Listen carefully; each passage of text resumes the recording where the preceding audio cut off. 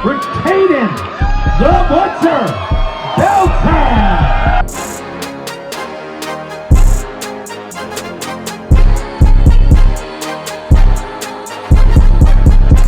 Hey guys, welcome back to SmokeMMA. Today, I'm joined by a 2-0-1 boxing prospect, Mr. Tayden Beltran. What's going on, Tayden?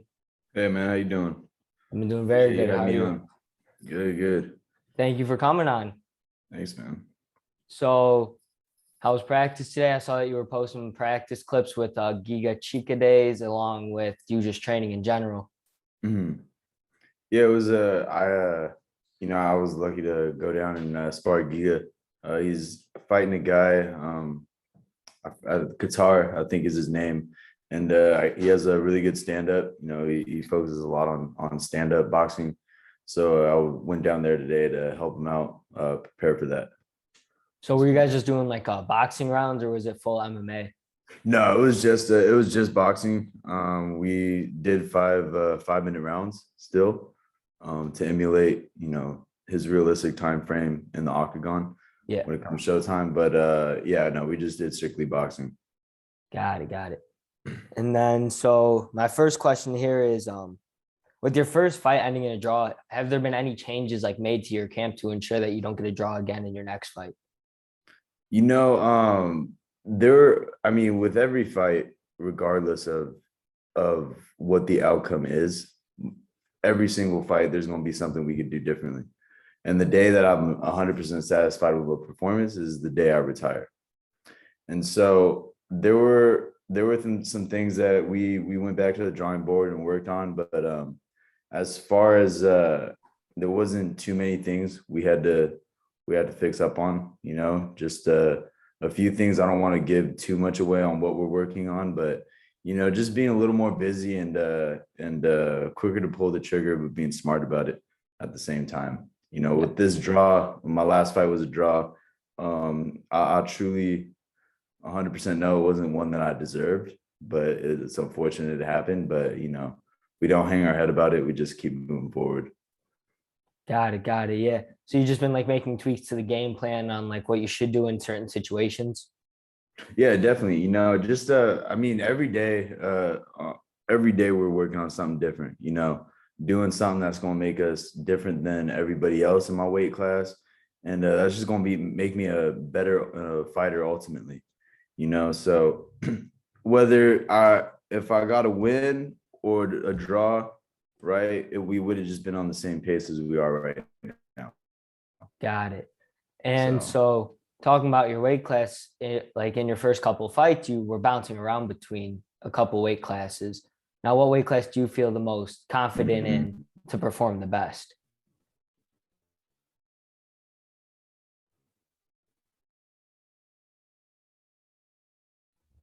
Hello?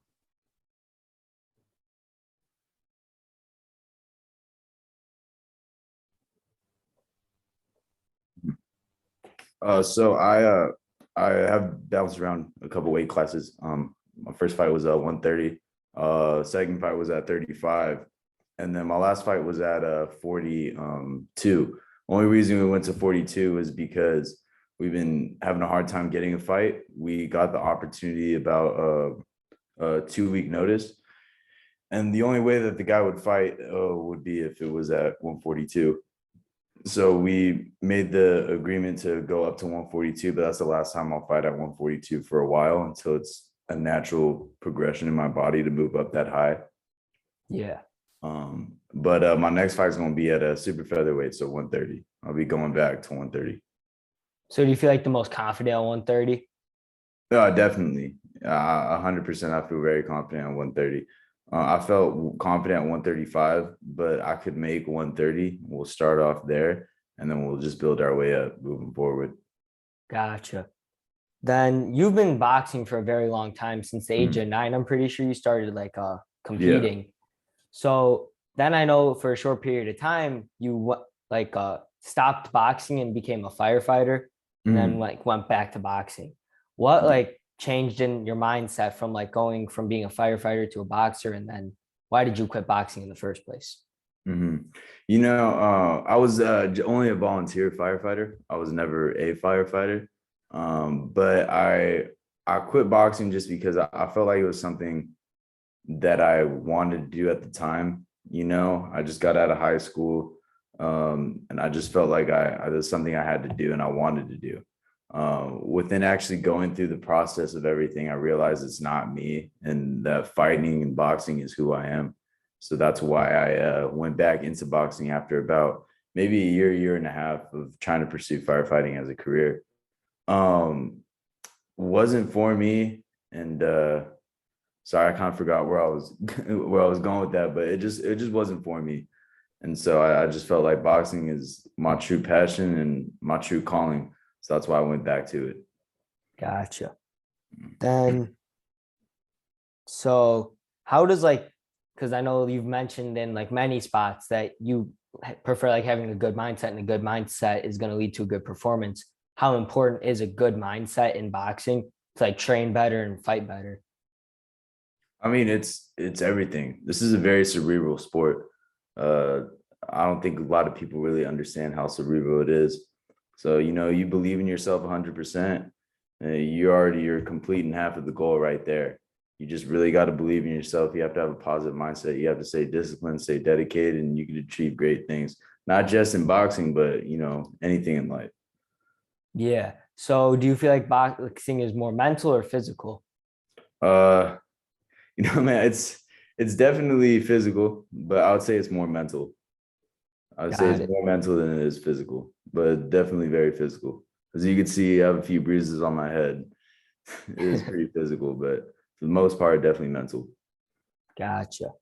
Then, so a lot of people talk about pre-fight worries. Do you ever have like those pre-fight jitters that like you gotta like shake out or like work extra hard backstage before fighting? Or like, are there any worries that you have before going into a fight? You know, I mean, it's if anybody ever tells you they're not nervous going into a fight, they're a liar. You know, it's just a natural thing that happens. What I've been doing a better job of, and I'm actually was very surprised my last fight. It was out here as my US debut. And I had my family and everybody was there, family, friends. So I remember thinking, how am I gonna react to seeing my family and friends out here, and having a huge crowd there? But you know, those were the only nerves that were there. I walked up to the ring calm, entered the ring calm, and fought calm. So as far as the nervousness, it's there, but I'm able to shut it down very quickly and just focus on the goal. I was listening to it was on the Calm app. LeBron James has his a little piece on there that he talks about, and he refers to something called horse blinders. So, you know, a horse that has the blinders on each side of its face. Yeah. So it's just see straight ahead. So that's kind of what I put myself through, is I just put the horse blinders on. You know, I have this goal, and that's the only thing I should really be worried about right now. So do you believe, sorry, do you believe like the nerves keep you focused? Like they are what helps you stay focused in the ring on your opponent? You know, not necessarily the nerves, just myself and repetition, and just trusting the game plan and all the things we've been working on, is that's what helped me stay calm in the ring. And you know, just what helps me stay calm is just being 100% confident in my camp, and that I did everything I needed to do to shine in my performance. So that's what mainly keeps me calm. Gotcha. Then, so what originally got you into boxing at such a young age, of age 9? Yeah, so at 9, you know, I used to get picked on quite a bit, you know, bullied as a kid. And my father, he wanted me to learn how to defend myself. So then I just started doing my little kids classes at a boxing gym near my house. Um, you know, stuck with it for a while. Never really envisioned myself going anywhere with it until I was about 14, is when I had my first amateur fight. When I had my first amateur fight, and there's nothing better than, you know, getting your hand raised, which I won my first amateur fight. And I remember when they rose my hand, it was a great feeling. And so that moment when it happened, when I knew I wanted to do it for the rest of my life. But yeah, from 9 to 23, it's a pretty long time. Goes by quick, but it's been a great journey. Gotcha. So like you said like the best feeling is winning. Do I do any sorry, I can't talk right now. Do you do Yeah. anything like extra to stay focused after a win to like go on to the next win and not like lose focus? Yeah, definitely, and this is something I'm just be practicing a lot more. I talked with my family about it and my team as well. As after every fight, I'm not gonna lose anytime soon or ever in my career. But what I get a win and I'm right back at the gym, because when you take too long to go back to the gym, you kind of start enjoying like the leisures, like the bad food, the going out. For me, just stay focused and keep grinding 100%. That's how we're gonna do it from now on. Just not Yeah. so we don't lose that focus. So then next up I got, so when will we see you back in the ring and against who? Even though it's early in your career, do you have a name in mind of who you want to go against next? Mhm. I have a fight. We're talking about a fight January 29th. It hasn't exactly been confirmed yet, but we're just training like it is. As far as opponent, there's no opponent yet. We're just gonna wait on them to give us a name and we'll go from there. But the date we're looking at right now is the 29th of January. Gotcha. Mhm. And to backtrack a little bit, you said about making your US debut. What was it like fighting out of like the US and coming into it? Was it like a big change and like um sorry, like was there like an elevation change? Was there something that like changed Mhm. in training to like help you be more ready for one or the other? Every camp I trained really hard. There wasn't an elevation change because the fights were in Tijuana, Mexico, my first two fights. If I'm being honest, I nothing against Tijuana, Mexico, but it's just not something I want to do moving forward in my career. I just was super excited to fight here in the US, and knowing my family was going to be there, I think pushed me a little more. But yeah, my first two fights were in Tijuana. It never really changed my training camp or methods of training at all. But yeah, I don't want to fight in TJ again. Just keep it here in the US. Now, is there like anywhere like specific, like what is your goal in boxing? Like what is your ultimate, like I want to get this done, and this done before I retire? I want to be undisputed world champion. I want to have belts in multiple weight classes, and I just want to just sorry, I lost my train of thought, man. But I just want to become an undisputed world champion, win multiple belts in multiple weight classes, and just be recognized as one of the greatest to do it. That's a very good goal. Yeah, thank you. Appreciate it. And then next up, I got, are there any particular boxers that like you look up to that like you want to be like them before you retire? Of course, Muhammad Ali, one of them, just because who he was as a person. One of my heroes is Canelo Alvarez. Mike Tyson's mentality, and Sugar Ray Leonard as well. I really like Sugar Ray Leonard as a boxer. Those are all really good, like legends. They've all shaped the sport in different ways. Mhm. Canelo just recently became undisputed. Muhammad Ali, he was the person inside and outside of the ring.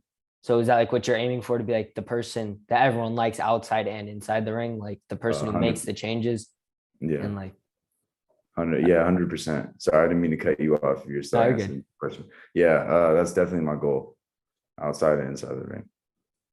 All right. So that's all the questions that I have prepared. And so next up, I'd like to play a game called 10 and 10, where I'm just going to list the top 10 fighters at 130 pounds.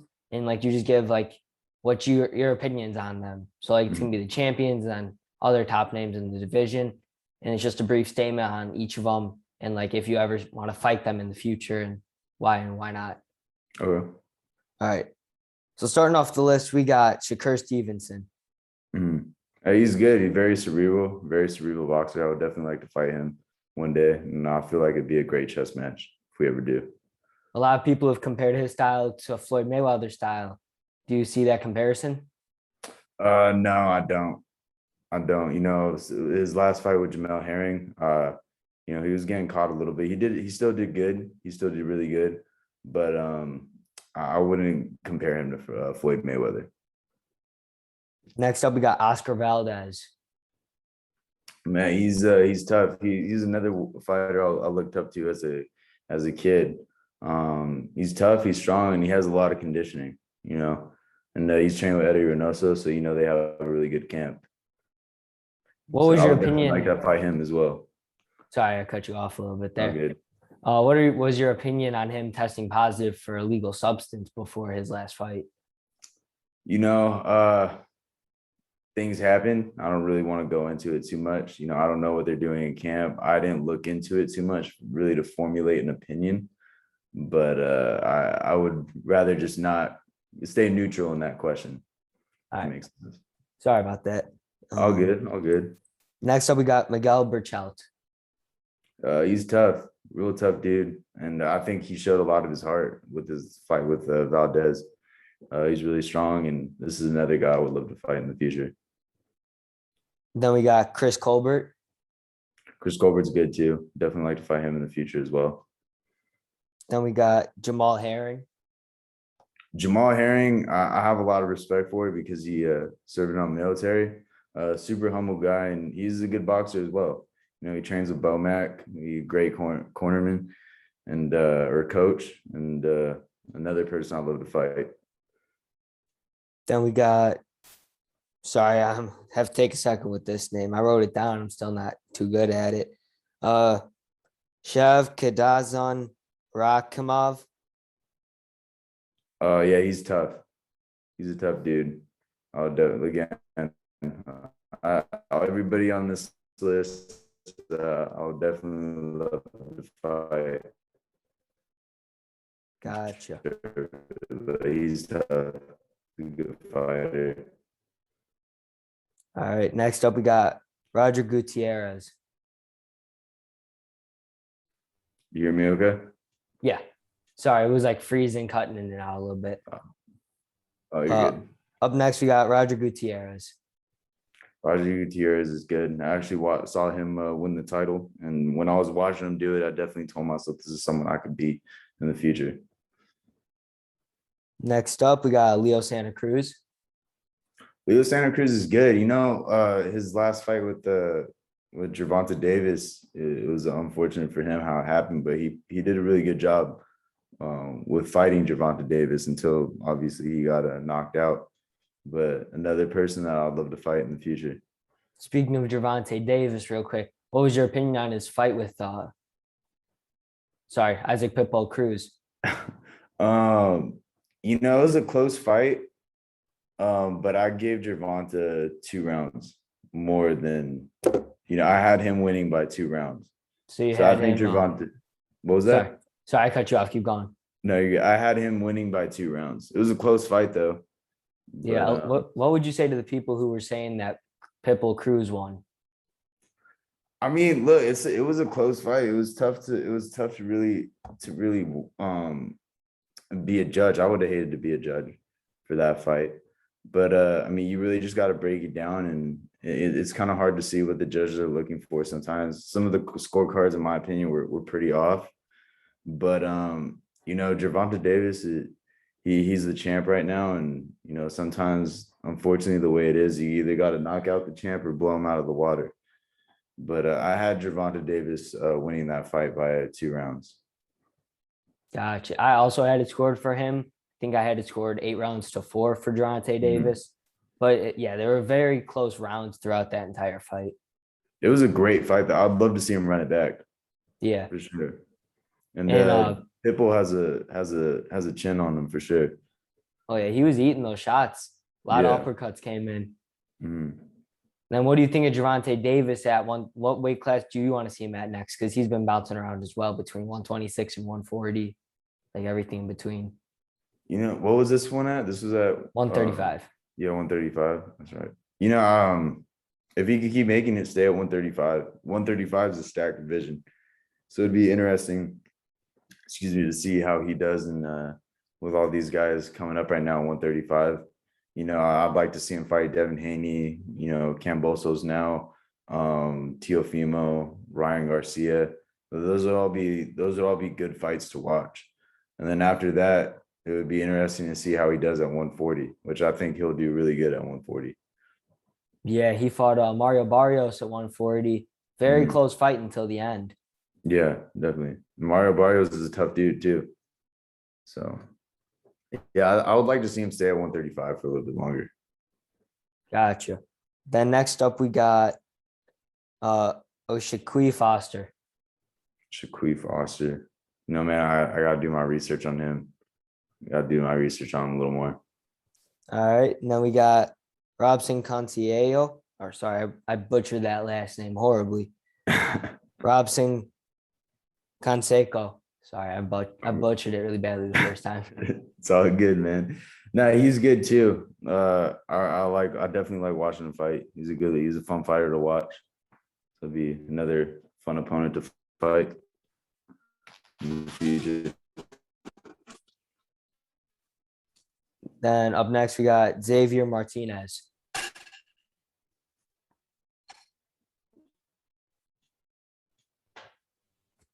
You hear me all right? Yeah, sorry, it keeps cutting out. Sorry, I what's think it's that? on my end. You're good. Up next we got Xavier Martinez. That's a good one too. You know, I would definitely like to fight him in the future. All these guys are the top 10. I'd like to fight. He's an exciting fighter to watch too. All right, and that's all I got for my 10 and 10 at 130 pounds. Up next, I would like to run through a few fights. Sorry, I just can't talk today. Run through a few fights that are upcoming and just get your predictions on them. Sounds good. All right, so first up, we got Lomachenko versus Richard Comey. I have Lomachenko winning that one, especially since he has a healed up shoulder now. I think he'll do really good against Connie.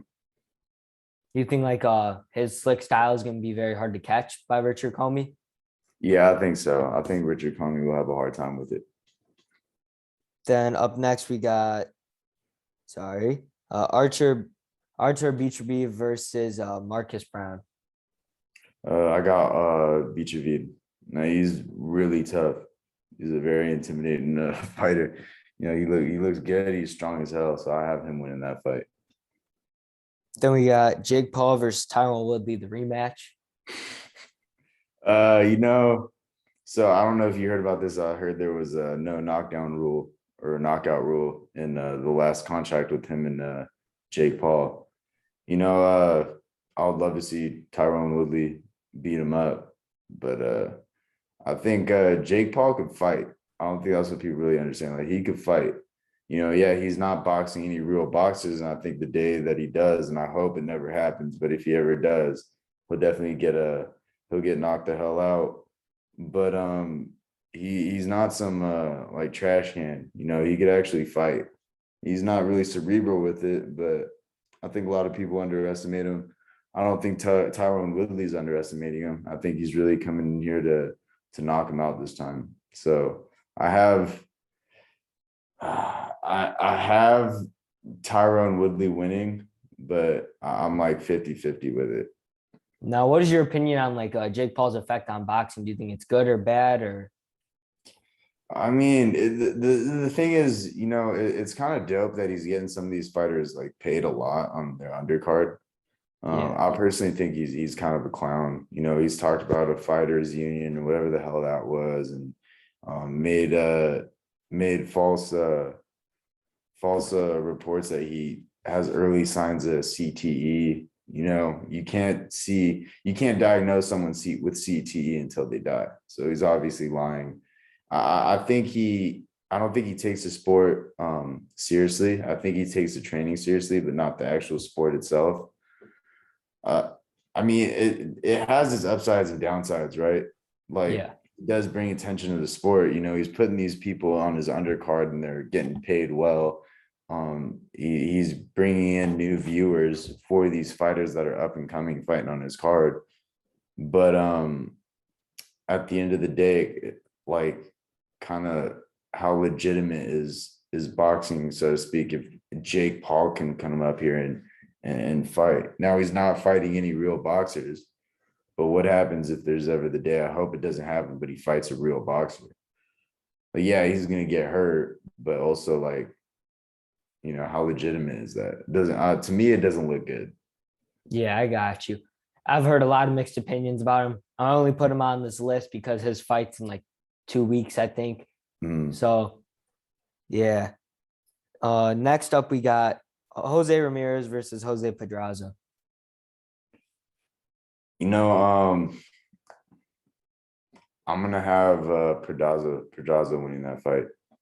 I think he's pretty smart. He looked good his last couple fights. Jose's always been a real action aggressive fighter, but I think you kind of saw like you kind of saw his last fight, so outboxing him. Gotcha. Then after that, we got Josh Taylor versus Jack Catterall. I got Josh Taylor. Yeah, Then after that, we got Jermell Charlo versus Brian Castano, the rematch. Castano. I think he won that last fight. So I got Castano coming in. Castano's dope. I really like Castano. So be interesting to see that fight, but I have Castano winning.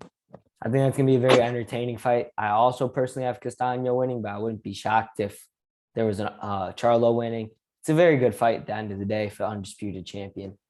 Definitely. All right, and that wraps up all my upcoming fights. So now this is on you. What is your fantasy boxing matchup? My fantasy boxing matchup, I'll definitely like to fight Shakur Stevenson one day. We'll be looking out for it. What was that? We'll be looking out for it on the headlines at MSG. Beltran versus Stevenson. Yes, sir. I appreciate it. Yeah, definitely. Like I said, it'd be a chess match, so it'd be a lot of fun. You think you'll come out on top? 100%. Knockout or decision? I think knockout. I wish you the best of luck in your journey to fight him. I appreciate that, man. Thank you. Well, that's everything I got prepared. So if you got any statements that you want to say to anyone watching. No, man, I appreciate you having me on. If you guys want to follow my career, it's the Butcher Beltran on Instagram. That's the only platform I'm on. But thank you for having me on, man. Thank you guys for watching. Yep, no problem. I'll throw your Instagram right in the bio of this video. Thank you so much for agreeing to do this interview and taking the time out of your day. Appreciate it, man. No problem. All right. Have a good one, Mr. Beltran. You too.